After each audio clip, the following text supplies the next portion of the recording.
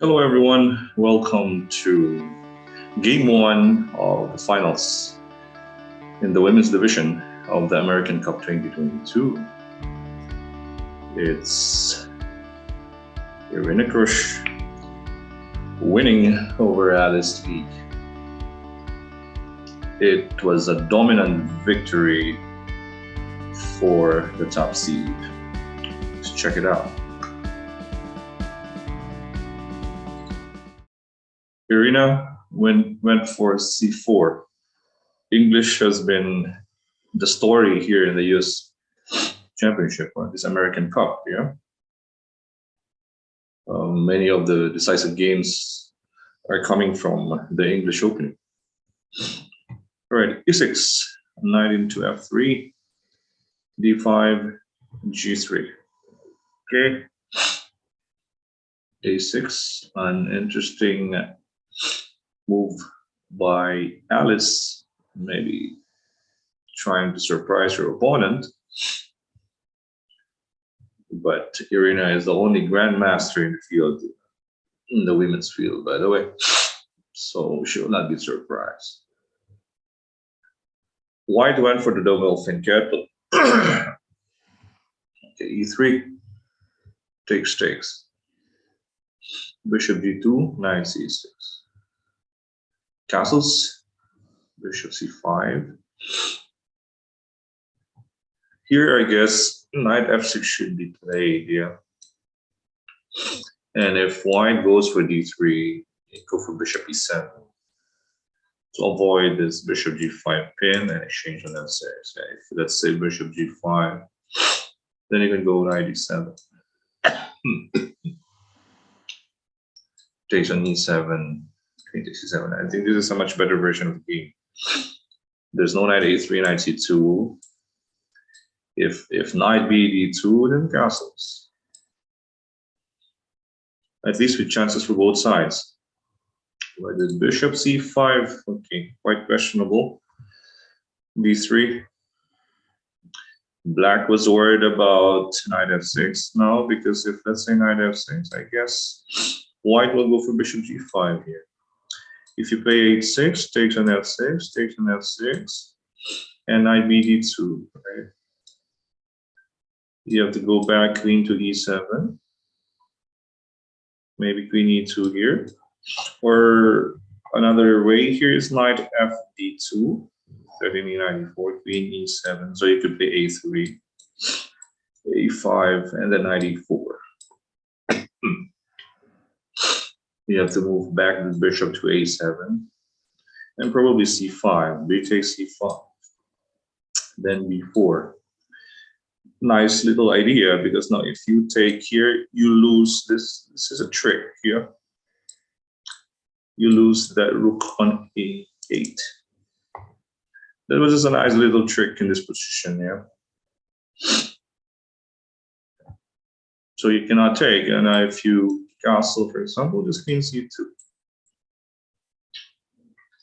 If you go f5 here, then knight e6, yes. Queen protects c5, strong knight on d6. This knight can also go d2. Okay, d3, a6, bishop a3 takes, and g7, knight c2, queen d6. Too many waste moves for black. She can just castle here, yeah. Okay, b4 is always there. That's probably the reason why she played queen d6. But then again, this queen d2. Now, if you want to stop b4, she has to play a5.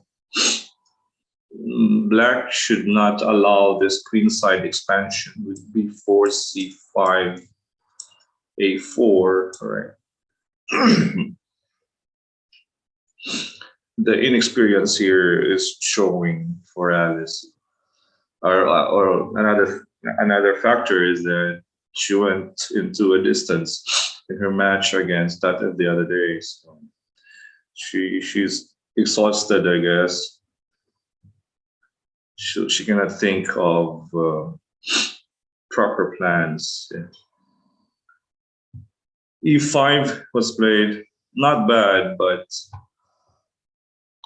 this seems to be a waste move on a6 because in positions like this, the pawn is on a5, not on a6. G5 is a step in the wrong direction. Okay, she wants to complicate things. I guess to compensate her weakness on the queen side. But then again, disparate moves are not very good here.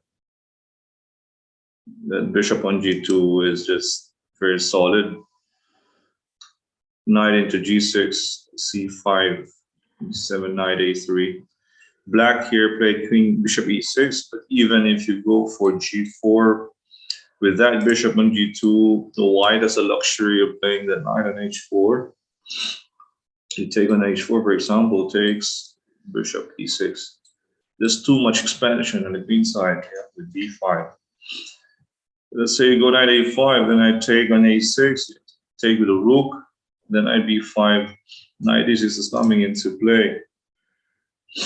If you go queen takes c5, this rook kept c1. All right, there's knight to b3 attacking queen and rook, but queen e1.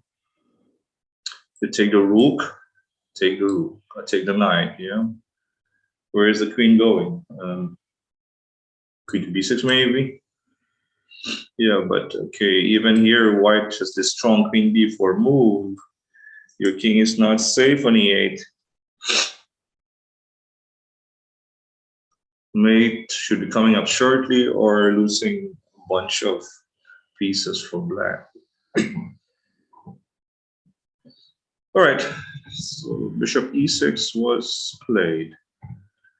But this is already a winning. This is already a winning position for white, especially now after queen b2. Now the knight can connect on the c4 square with knight e2. Knight e2, the knight coordinates. Okay, knight b5, queen to d7.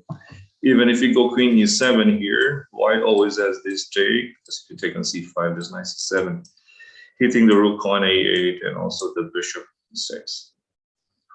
Potential double pawn, yeah, on e6 and e5. Takes an a5 still, rook takes a5, backward pawn. Strong bishop on g2. Knight into d6, nice move. Rook b8.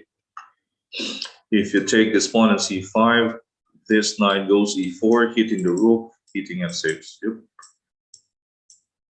That's why g5 was a weakening move.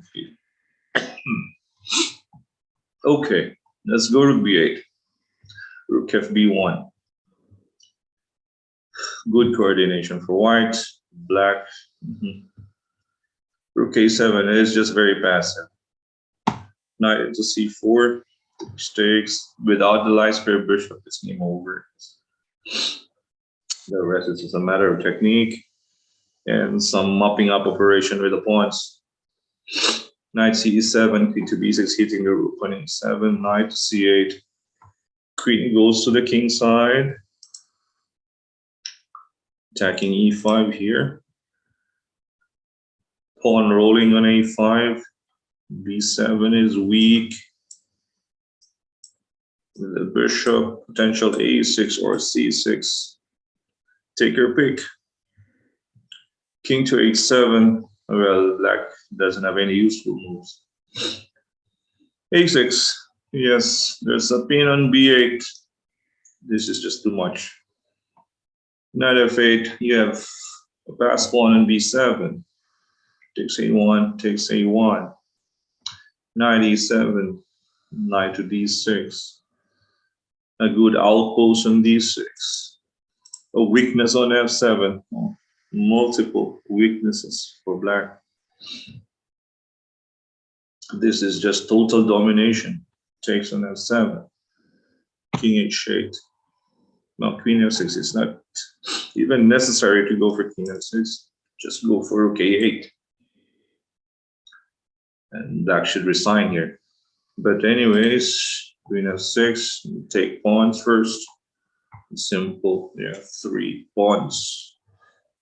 D, C, B. Hoo, hoo, hoo. Through K8, finally. One final trick, but even if I take this one, it will not work. Queen e4 check, and d6 for taking.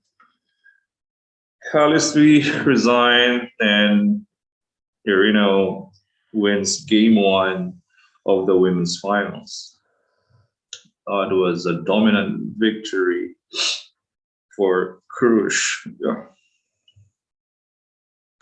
Okay, showing her vast knowledge of the position. She's just a GM, by the way. She's the only GM in the women's field. So that shows her superiority. And coupled with Alice Lee's inexperience. So that's too much. Excuse me.